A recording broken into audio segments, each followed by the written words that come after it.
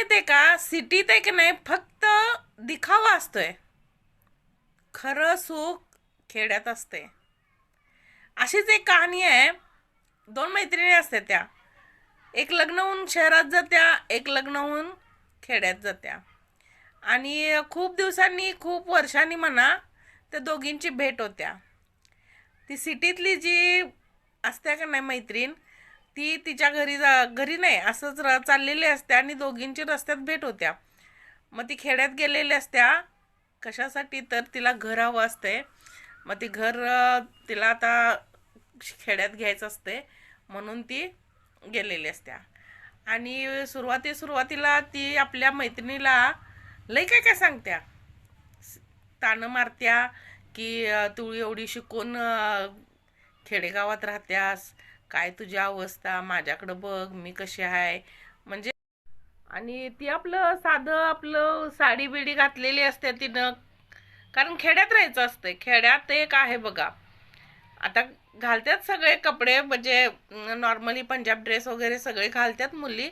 पण खेड्यात आधी आमच्या काळात तर होतं, साडीच नेसली जायची.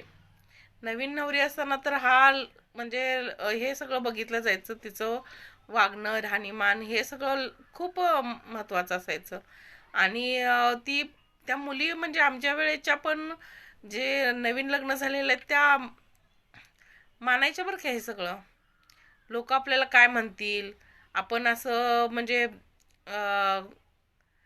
शोभेल असंच काय पहिला बायका म्हणायच्या बघा, शोभेल ती ल्यावं आणि पचल ते खावं, असं एक म्हण होती.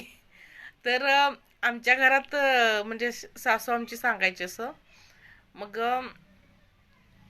साडी घालत होत म्हणजे तिची साडीतलं ते बघून ती मैत्रीण म्हणत्या, काय तुझा अवतार, अशी कशी तू एवढी शिकून असं म्हणजे गावंडळ सारखं राहत्यास. मग ही आपलं गपच बसत्या. पण त्या जाऊ दे तिकडे, हिला कुठं उत्तर देत बसायचं. मग तिचे सासू सासरे एकत्र फॅमिली असत्या ना. मग ही म्हणत्या चल घरी, घरी घेऊन जात्या. तर सासू सासरे बसलेले असतात आपलं पडवीला. खेडेगावात पडव्या असते त्या बघा, पडवीला बसलेले असते ती. मग ती त्या सासूला म्हणत्या ही माझी मैत्रीण आहे. सासू सासरे दोघं आनंदानं तिला म्हणजे ही करते, ती वेलकम करते. ती कशी आहेस, काय, कुठं राहते, सगळं विचारते ती. मग बसते गप्पा मारत आपलं त्या तिच्या सासू सासऱ्यांबरोबर. आणि ही मैत्रीण जाते चहा करायला. चहा करायला जात्या आणि चहा मग घेऊन येत्या. चहा घेऊन आल्यानंतर कपावरनं पण ती टोमणं मारत्या की असलं कसलं तुम्ही कप वापरताय, स्टँडर्ड कप वापरायचं. मग तरीही जरा दुर्लक्ष करते आणि चहा प्या म्हणत्या. मग तिघं पण चहा पित्यात, सासू सासरे आणि ती मैत्रीण. तोपर्यंत हिचा नवरा येतो शेताखंड. आता शेताखंड येणार म्हटल्यानंतर त्याचे कपडे जरा हेच असणार ना, शेतकऱ्याचे कपडे कसे असणार आहेत. तो काय चकचकीत पांढरी शुभ्र कपडे इस्त्रीची घालून जाणार आहे का शेतात, सांगा बरं. शेतात काम करणाऱ्याचे कपडे त्या टाईपचीच असणार आहे ती. कुठं थोडंफार फाटलेलं असलं तरी ते लक्ष देणार नाहीत, का तर कामात घालायचे ते कपडे. बरोबर आहे की नाही.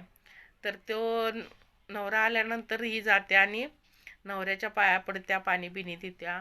मग ही म्हणत्या, अगं तू काही गावंढळ आहेस काय, नवऱ्याच्या कोण पाया पडते, समानतेचा जमाना आहे, नवरा आपल्या बरोबरच आहे.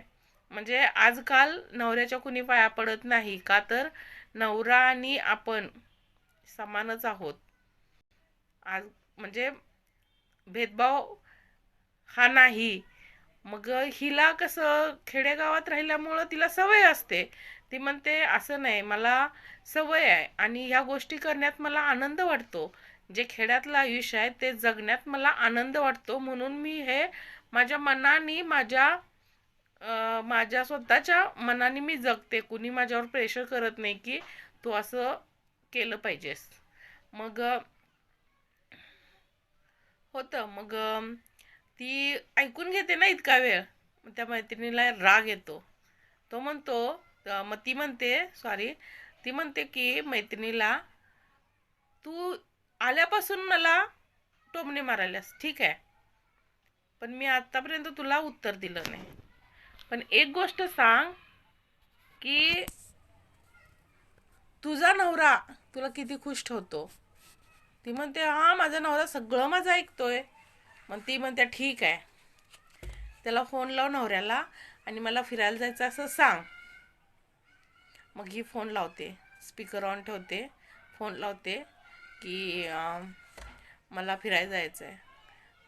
तिकडं नवरा म्हणतो काय तुझं डोकं बिकं फिरलंय काय, मी कामं करू का काय करू. एकतर तू EMI इतके आहेत तुझ्या हौस मौज करण्यात, आणि घराचा खर्च, परत ती कामवाली तुला काम होत नाही म्हणून कामवाली ठेवल्यात तिचा खर्च, परत घरात तुला मम्मी पप्पा नकोत म्हणून त्यांना गावाकडे ठेवलंय, त्यांना पैसे पाठवते आपण. हे सगळे पैसे कुठून येणार आहेत. जर मी एक सुट्टी काढली तर माझं सगळं खोळंबणार आहे. त्यामुळं मी सुट्टी काढू शकत नाही असं तो रागारागानं म्हणतो. मग ही फोन ठेवत्या आणि तिला म्हणतो ठेव फोन, मला 2 मिनटं पण तुझ्याशी बोलायला वेळ नाही. मग फोन ठेवत्या. मग ही मैत्रीण म्हणत्या बघ, माझा नवरा माझ्याजवळ मला पाहिजे तेव्हा वेळ देऊ शकतो. शेतातलं आमचं शेत आहे, त्यामुळे शेतातलं काम आमच्या मर्जीनं आम्ही करतो. आम्ही तिथं मालक आहे. आणि घरात माझे सासू सासरे माझ्या जवळ असल्यामुळं मला त्यांची मदतच होते. मला कुठल्याच गोष्टीत असं म्हणजे एकटेपण वाटत नाही. तुला एकटेपण घालवायसाठी बाहेर कुणाचा तरी आधार घ्यावा लागतो, कारण हिनं सासू सासरे गावाकडे ठेवलेले असतात. हिला सासू सासऱ्यांची अडचण होत असते. आजकाल मुलींना असंच आहे, सासू सासऱ्यांची अडचण होते. किती जरी घर मोठं असलं तरी सुद्धा त्यांना आपल्या घरात सासू सासरे नको आहेत. त्यांचं त्यांनी बघायचं, आम्हाला काही सांगायचं नाही असं त्यांची भूमिका आहे. सासू जरी एकटी असली तरी सुद्धा ती आपल्या जवळ नको आहे. नवरा नसेल म्हणजे बऱ्याच बायकांचे नवरे वारल्यानंतर त्या एकट्या पडत्यात. मग मुलं काय बायकांचं ऐकणार, कारण त्यांना बायका मिळून झाल्यात हो. बायको मिळत नाही म्हणून ते बायकांचंच ऐकणार. बायको म्हणाल ते ऐकणार, कारण बायका सरळ म्हणतात तुला आई पाहिजे तर आईजवळ राहा, मला सोडून दे. कारण त्यांना वाटते आपण जर ह्याला सोडलं तर दुसरं चांगलं मिळेल ह्याच्यापेक्षा. पण सगळं हे दिसायला सोपं असते, पण आयुष्यात जे पहिलं पदरी पडले ना तेच चांगलं असते. माझ्या दुसरी एक कहाणी आहे, त्याच्यात तुम्ही जाऊन बघा. तर ती मैत्रीण म्हणत्या सॉरी, मी जे दाखवलं ते माझं खरं आयुष्य नाही. मला खूप कधी कधी माझ्या म्हणजे स्वतःचा राग येतोय, चीड येते की मी दिखाव्याच्या नादात आणि म्हणजे काय म्हणतात त्याला, ते शिकलेलं शो करायच्या नादात मी माझं आयुष्य कुठंतरी जगायचंच विसरून चालले. मला कुठल्या गोष्टींचा आनंद नाहीच आहे. नवरा एकतर पैसे कमवायला रात्रंदिवस त्याला कामच करावं लागतं, तो मला वेळ देत नाही. ना जवळ सासू सासरे आहेत, घरात कामवाले असल्यामुळं मला काय काम नाही.